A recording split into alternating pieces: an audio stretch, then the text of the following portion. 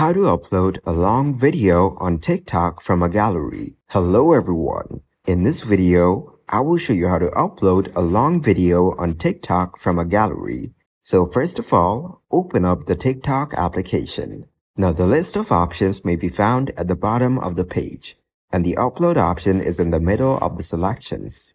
After that, select the videos that you want to share from your mobile gallery. Then, tap on the following option. At the bottom, there will be a settings option as well.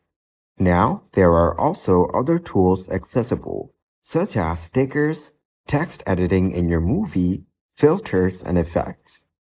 So, if needed, you wanted to combine voice-activated stickers. After modifying the video's parameters, move on to the next option.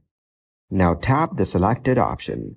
So this is how you can upload long videos on TikTok from a gallery. Thank you guys for watching this video. Hope you got some value. Make sure to like the video and subscribe to the channel to get notified of new videos. See you in the next one.